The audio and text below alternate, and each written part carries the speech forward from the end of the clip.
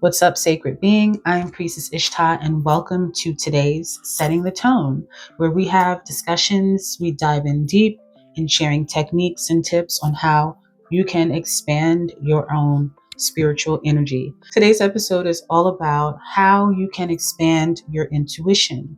This is a question that comes up almost every session that I have with a client, or if I am doing a reading on YouTube with my picker cards. If you're interested, check the link below.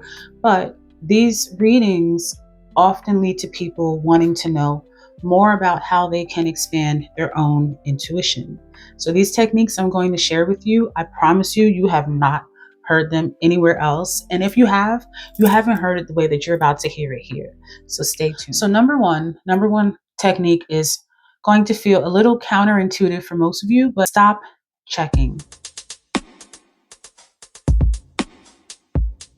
Stop checking. The more that we tap into different systems of divination, whether it's tarot, whether it's oracle cards, whether you have your favorite reader that you reach out to, whether you do divination on your own with rune stones or cowrie shells or chicken bones or any type of technique that you use, this may be a call for you to stop checking so that your own intuition can expand and grow. Because think about what intuition is. Intuition is your own internal system that over time develops, it strengthens, it fortifies. So if we are constantly checking systems outside of us, it strips us from that power and from that ability. I would like to help you to break down and understand what intuition is and what validation is. And if you really think about the concept of intuition, intuition is your own internal clock, as stated. But validation is what we seek when we go to divination. A lot of times when you are going to tarot, or you're going to oracle cards, or you're going to any type of confirmation that's on the spiritual or metaphysical realm, most of the time you are resonating with a message, or that message is hitting home, or that message is right on point because it feels validated. So really, when you are going to divination sessions, whether it's online with your favorite reader or in person or at home yourself, you're looking for validation for feelings that you already, or thoughts or knowings that you already have internally yourself. So it's important that when you are trying to strengthen your own intuition, that you don't use systems that are outside of yourself. You don't use systems that are going to cause you to become dependent upon their answers or dependent upon their clarity, because that also robs you from your own power. That also robs you from your own truth, because these systems, as I stated, since they are validation, they are also our ability to have lack in our own faith, lack in our own system, lack in our own trusting of knowing that this inner truth that I feel in time will manifest, and that will be my validation. Meaning, if you have concerns that something is going to happen, or if you have this feeling that something is going to happen, instead of going to your divination system, or instead of going to tarot or to your favorite reader, let things play out and see how accurate you are. That is how we can build one of the best ways. And I've used this so many times, because let's be real, like sometimes you can go into like tarot overload. Sometimes it's like you're checking so many readings and you're checking with so many readers that it's like the messages become over validation, or it becomes overwhelming, or it leaves you in a state of desiring and wanting even more clarity.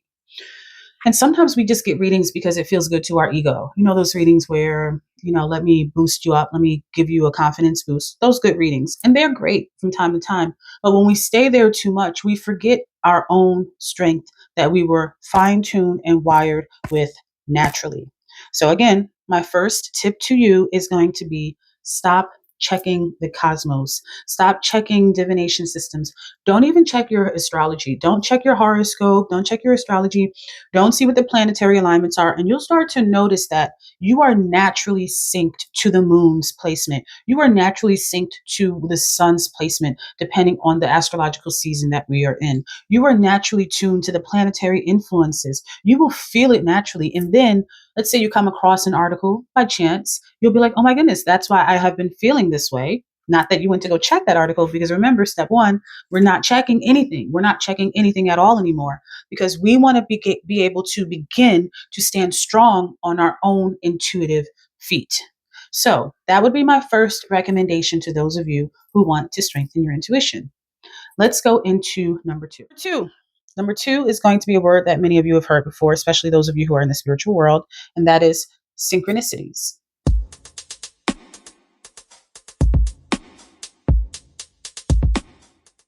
Synchronicities is the way that the universe speaks to us. It's how the universe confirms that it has the order. And what do we mean by order? We mean ask and it is given. When you are requesting something internally and you're manifesting it, whether knowingly or unknowingly, good or bad, you will receive signs from the universe that will communicate to you what it is trying to confirm or show you is coming in. A lot of times these signs are in the form of numbers. Sometimes they are in the form of animals. Sometimes it's in the form of items like feathers or pennies, or sometimes it's in the form of a sequence of numbers. Sometimes it's in the form of a name. So your synchronicities, notice I'm saying your, because synchronicities, while we are a collective and they do share a universal meaning, I'm going to give you a very important tip that helped me to understand synchronicities on a deep level and that expanded me beyond just, oh, I saw 1111. Let me look up what 1111 means.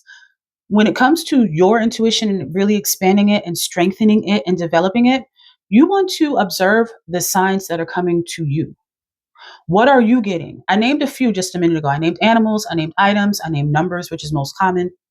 Also, I named names itself. It could be colors.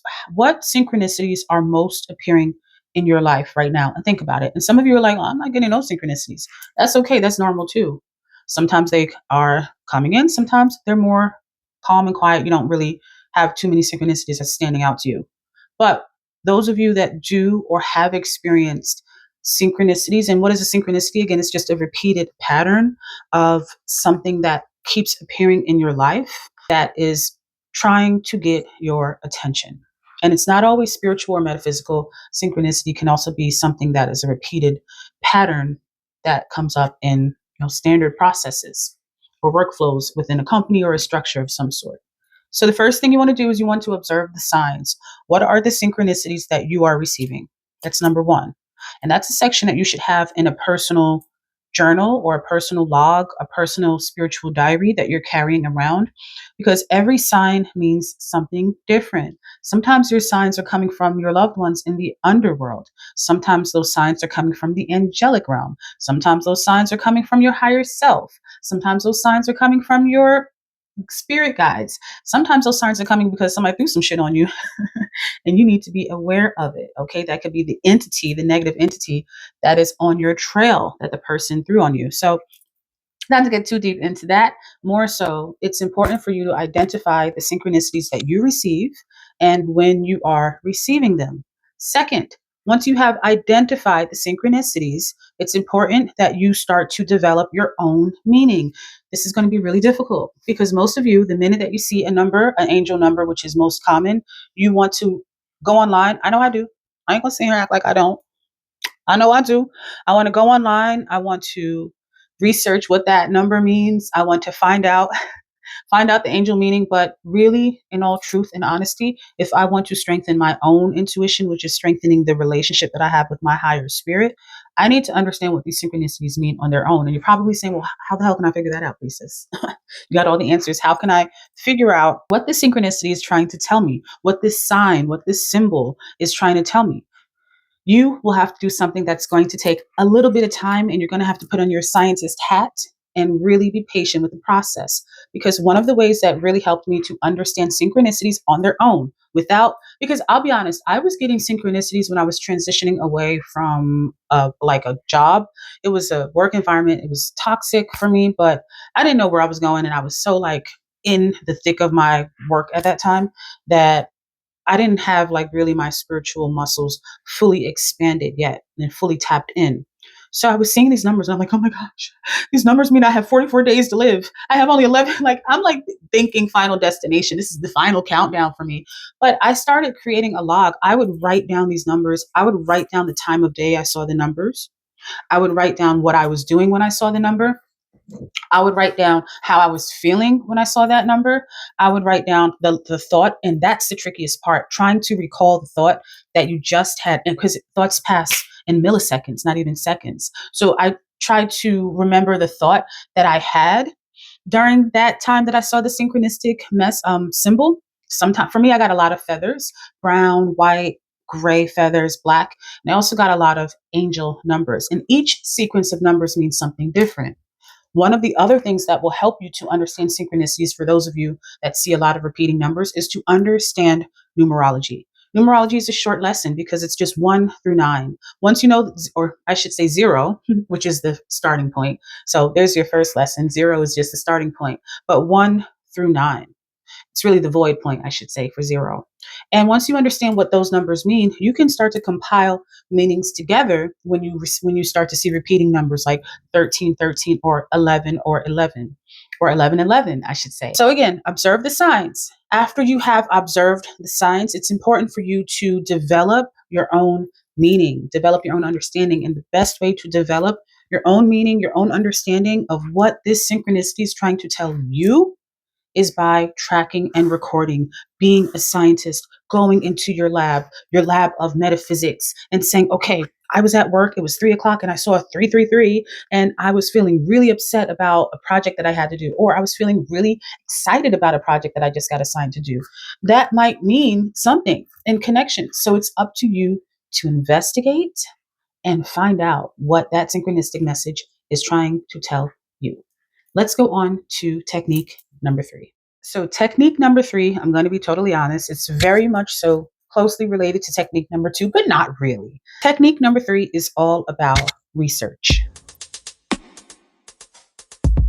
Those of you who are more left brained, logic minded, you need structure, you need a plan. When you deal with that creative chaos realm, it's a little too much for you. This is going to be the technique that will really work for you. Number 3, research is inviting you to look at intuition. And I know this is it's kind of counter to the first one, but look at intuition as an outside experience. Really breaking down intuition and doing research. And you might be asking, okay, well, how the hell am I going to do research on intuition? I'm going to give you the tip and the recipe on how to do research on anything ever. I don't care if it is your intuition. I don't care if it's how to make an Oreo cookie. This is how you do research on anything. The first thing, or really not even the first thing, the only thing you have to do is present the question words and answer that singular topic with the question words. What are the question words? When, where, why, how, and what. When, where, why, how, and what. So you want to ask yourself, when does my intuition kick in the most? Where am I when I find my intuition most active? Why is my intuition most active at this time? Expand. Why is my intuition not as active during this time, or when I'm in this environment, or when I'm around these people? How does my intuition actually work? And why does my intuition exist? Some of these things will require, and again, if I missed any of the question words, you're going to go through each of those on your own, because some of them will require for you to do research on the, even though it's outside, on the inside, and sit with your intuition and identify, and again, log and track your results as to identifying the peaks and the valleys of your intuitive abilities, your intuitive energy. And this is going to connect you into the 4th step. Okay. So stick with me. You're doing amazing. The part to that is it's going to, when you present and look at your intuition that way, you may start to want to read. You may come across articles, because there are people who have studied this. There are universities and schools and colleges that are dedicated to metaphysics and metaphysical studies. So you may want to now enroll in a course that helps you to understand on a deeper level how energy works, the energetic metaphysics, quantum energetics. Who knows where your research will take you? You may come across a book that teaches you about intuition. You may come across a coach that teaches you about intuition. You may come across a free class or a paid class. So your research is not to just stop at asking yourself the four questions that we have, or the question words, I should say, not the four question words. Your research is going to open the door. The minute that you answer one question, it should be leading to the asking of another question, which once that gets answered, it should be leading you to the answer of another question, and so on and so forth. Research is all about a journey. It's about a voyage. And even though we think we're being so logical, learning is a fun exploration, especially when you're learning about yourself and your own metaphysics and your own body and how you work. What could be more exciting than that? So, speaking of understanding how your own body and how everything works, I think it's time for us to introduce tip and technique number 4. So, we've covered a lot. I know your notebooks are stacked with notes, right? We did agree that you would take notes because we are ascending. Okay. Had to make sure, you know what I'm saying? So, number 4 is rather interesting because it's going to be a different response for each of you. Number 4, and really all of these techniques will present different results. Number 4 in particular, okay, I'll give it to you. The clairs. We are going to be introducing you to your new bestie. I know. I'm not trying to erase your existing bestie. They can remain your best friend. But you have a new bestie, and you may or may not know them just yet, but their name is Claire. The Clairs will teach you how to navigate your energy, and it will also teach you how your energy is navigating you when it comes to your intuition. So allow me to introduce you to the Clairs. Come on in, ladies. It's your time. I'm just kidding. So the first clair is clairaudient. That is one of my strongest gifts. And clairaudience is all about sound and hearing, and it's related to our ears. Clairaudience is usually the gift that most psychics start off with. Most, that does not mean all, or most people who are sensitive, they start off with. Clairaudience is not to be confused with unhealthy thoughts and hearing, I should say, unhealthy voices. Clairaudience is a particular gift that allows you to have this inner hearing, or this inner voice that, again, is a healthy voice. It's a healthy thought with a healthy mind.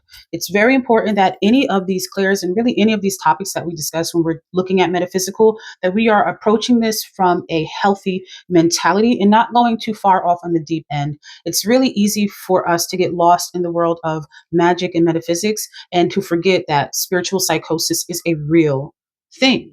And a lot of times our third eyes can be overstimulated and overactivated, and it can lead to mental disorders such as schizophrenia. So if you feel that you are someone who suffers from a mental condition that you would like to talk more about, I will have a link to a phone number that is going to give you support through a hotline where you can speak to a professional to talk through your issues. Or I recommend that you schedule an appointment with a personal physician or with a personal mental health practitioner. But speaking from a healthy minded standpoint, that's very important that I preface this section with that. Clairaudience, again, is going to be the first clair, and that is the clair that you hear. You hear that inner voice. You hear that inner sound that's telling you, do that, don't do that, move that, you better get out the way. Let's go now, okay? That's the first clair. Our second clair is going to be claircognizant. Claircognizance is all about our mind. It's all about having that knowing. It's like, I knew that was going to happen. I'm telling you, I had it in my mind. I felt it. It's also, I feel connected. I'm hearing also through my ability to channel. It's connected to the heart, because when you know something, like when you like literally know something, it's like, I felt it in my heart. I knew that that was going to happen. I knew if I kept this big jar of water, lemon water, next to me, that I was going to knock it over and it was going to hit my computer and then everything was going to get messed up. Okay. So that is clear cognizance. And a lot of us have that as well, but it's quite underdeveloped because we don't trust, right? Going back to that first technique and first principle of stop checking, we don't trust that inner knowing. We need something outside of us to confirm it, something in the physical to show us that really is going to happen. And when you can really get in tune with clear cognizance and really understand how clear cognizance work, you can avoid, it's almost like being Madam Web. I don't know if you've seen that superhero movie or not, but watch it. It's like you can avoid disasters because you've seen certain things play out. And it's like, no, no, no, no, no, baby, you're not going to get me. So that is clear cognizance. Let's now look at clairvoyant. Clairvoyance is another extremely powerful one. And clairvoyance works differently for a lot of people. Sometimes your clairvoyant gifts may come in the form of prophetic dreams. For many of us, we are receiving these dreams and they are visions that we're having. We just kind of, cast them off or dismiss them because we don't trust and we don't believe that these dreams are actually visions that we are having. So clairvoyance doesn't just mean that you're like That's So Raven and you can see something, or like Phoebe Hallowell from the Charmed show, and you can see something and then poof, it happens. Clairvoyance also represents the dream state. It also is tied to your prophetic messages that you are receiving there. So for those of you who are interested in developing your clairvoyance gift, keep a notebook. When you wake up, the first thing that you can remember, even if it's just a feeling, I woke up sad. I woke up really fucking angry, or I woke up super happy. Then you're going to want to make a note of that. That is your clairvoyant gift developing, and soon, because once you acknowledge something, it grows. That's how our energy works, right? If you acknowledge something bad, it's going to continue to grow. That bad thing will keep happening to you. But now that we're talking about our clairs, once you acknowledge that, oh shucks, I think I'm having prophetic dreams. Now you can start to develop that clairvoyant gift in the dream realm. And those of you that actually have visions in the waking eye, it might feel something like a lot of times it feels like a very intense daydream. Like you will come back like, oh shucks, did I just zone out? It will feel like a very intense daydream or often people who are clairvoyant, they have deja vu a lot, like a lot more strongly and a lot more frequently than others. Okay. So let's now go into the last two clairs. Next clair is going to be clair sentient. Clair sentience is the clair of every empath. If you are an empath, I'm telling you, you're clairsentient. Clairsentience is all about the touch. Where clairvoyance was about our eyes, clairsentient is about when you touch things, whether it's touching an environment, touching another person, touching an object, touching a place. Let's say you go somewhere historic and you're walking on that ground. You have to touch a turnstile because you're going into like a museum space. Clair sentience represents our ability to touch things and ultimately receive a message from touching that thing. And that message will often come up in the form of an emotion, a form of a feeling. Those of you who are clairsentient, you must be very mindful of the energetic environments that you keep around and abound you, but the energetic environments that you're keeping around you and your energy diets from your environments. So those of you who really resonate with clairsentience and again being an empath, this is something that or fortifying your energetic field to protect yourself is something that you're going to want to do. Which brings us to our last clair, and this clair is one that I like. I'm like, this is interesting because I felt it existed, but I didn't know the full name of it until I looked it up. And that is clair olfaction. Clair olfaction. Clair olfaction is all about smell. It's related to the nose. So you know how they say that the scent or the power of our nose through scent is the strongest way to trigger our memory? I mean, hey, we have aromatherapy, right? Which can heal our bodies, heal our mentality, heal our emotionality, and also bring a nice little vibe to a room, does it not?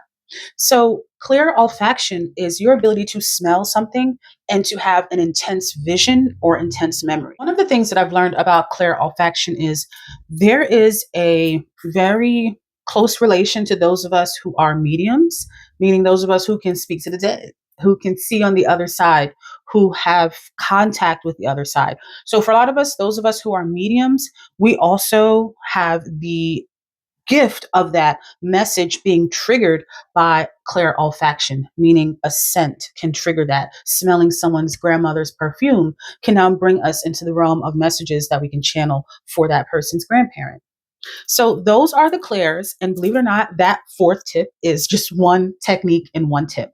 So let's go into our final technique to close this out. And you are going to love this one. Trust me, you will. Okay, first off, I must commend you. You made it to the end. This is a lot of information and this is serious work. So I want to salute you for taking your energy seriously. So let's close out with a bang, baby. My last and final technique is my personal technique. It is proven to work. I don't know if it's proven, but you're going to prove it for me, my friends, by following up with me after you've tried this final and fifth technique and let me know what your results are. So with this, we're going to need to invest a little bit. I know most of our techniques are free, but this one will require a little bit of investment unless you already have access to crystals. So the crystal that you're going to want to use is going to be, this is like my magic dream team crystals when you want to open up your intuition. Let me tell you. Lapis lazuli and clear quartz. Let me tell you, honey, lapis lazuli and clear quartz is going to open up your third eye very, very effectively, but it will do it in a safe way. What I love about lapis lazuli, it's the goddess stone, essentially.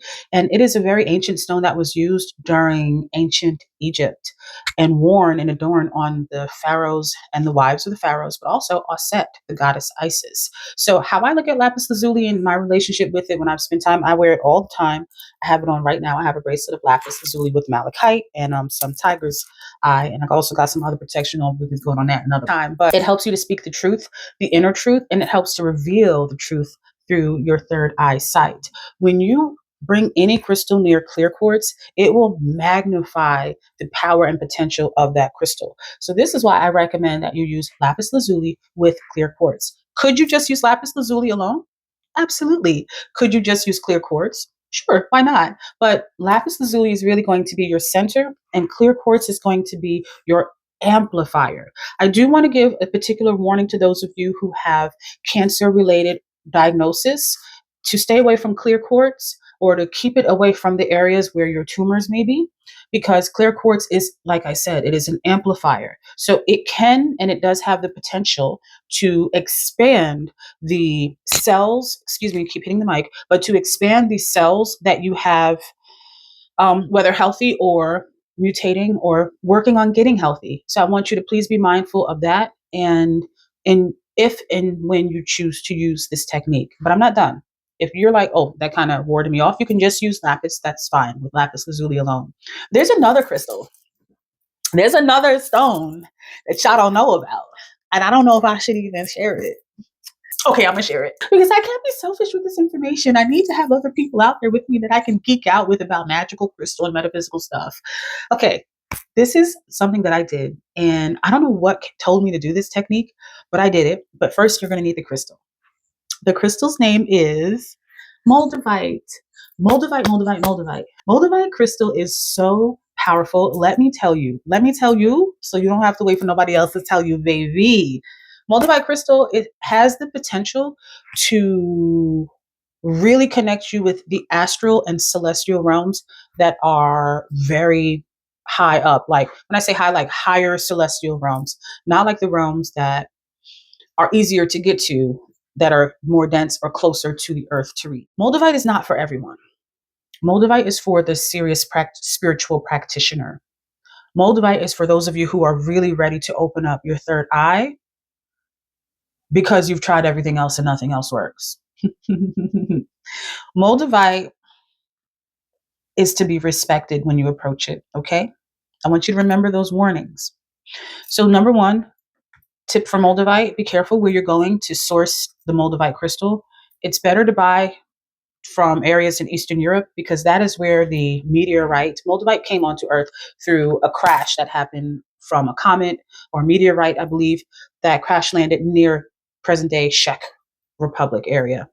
We have mined that crystal ever since, and it is distributed at a very high price. So you can get like you can pay a couple of dollars. When I say a couple, like you pay a pretty penny for a piece that's like really, really small like that. So that's the first indication that you have real moldavite. You're not going to get a small piece or even a big piece and pay like $10 for it. It's not a common crystal, and the way that it's sourced and mined, it's limited. It is also only from a particular area of the entire planet, unless they've somehow changed that and started manufacturing it in other ways. But I don't think so. So be careful where you're getting your moldavite from. Secondarily, if you have the opportunity to touch the moldavite before you purchase it, you may not. You may have to buy it from an online source. That's okay. When you get the moldavite, fix my necklaces, you know what I'm saying? Get the moldavite, you are going to hold it in your hand. Moldavite is one of the only crystals. I feel like turquoise does this too, but moldavite is one of the only crystals that when you touch it, it literally gets so hot and so warm in your hand. I feel like I have something like that's burning through my skin, but when I open my hand and look at it, I'm like, oh, I'm all right. And then it's like the moldavite is it pulsates. It has this unique atmospheric aura or auric energy field around it that when you're touching it, it will literally feel warm damn near hot, like you're burning your skin, but you're fine, you're not. Or it will pulsate and triculate like in your energy. Triculate.